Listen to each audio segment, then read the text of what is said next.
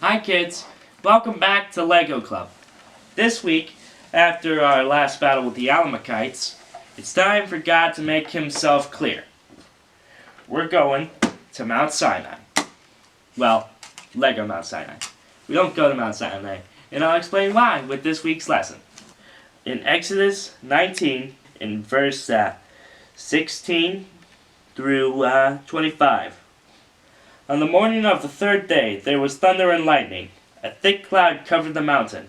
A trumpet gave out a very loud blast. Everyone in the camp trembled with fear. Then Moses led the people out of the camp to meet with God. They stood at the foot of the mountain. Smoke covered Mount Sinai, because the Lord came down on it in fire.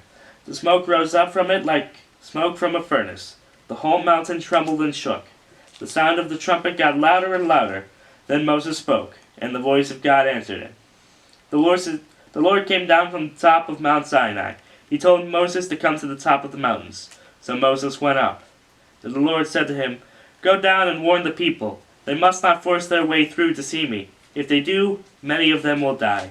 The priests approach me when they serve me, but even they must set themselves apart for me. If they do not, my anger will break out against them." Moses said to the Lord, "The people can't come up Mount Sinai. You yourself warned us. You said, 'Put limits around the mountain. Set it apart as holy.'" The Lord replied, "Go down, bring Aaron up with you. But the priests and the people must not force their way through. They must not come up to me. If they do, my anger will break down against them." So Moses went down to the people and told them. God set aside this place as being holy for a very specific reason. It's that he was there, and the people weren't ready for him. Nobody really was, is the thing. Now, he could tell them that all they wanted, but they weren't going to listen until he told them about how dangerous this was. We aren't ready for God. None of us are. And that's why Jesus came, to make us ready, so we can be with him one day, without the sacrifice of Passover any longer. But he wants us to know him, even if we can't see him. To see him is likely to die, because we're still sinful.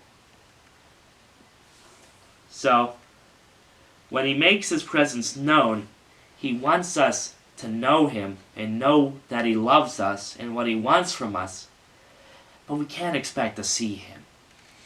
So when you ask yourself, why can't we just see God and know for certain? Why can't we remove the doubts from our mind? Why, simply, it's a dangerous business. Even if you were to find him, you'd likely just die on the spot, and no one would be able to tell you. That's why we have to have faith. Even if we assume he is still down here in his any form we could see, and not just in the Holy Spirit, it's not going to end well. So when you have doubts, remember, the people of Israel, God set aside people who couldn't see him, or else they would die. So remember, kids, we see God in spirit and in action. We don't see him in physical form. I hope you have a wonderful week. If you want this week's lesson and instruction book, or any week prior to this, please join us at www.mzumc.com.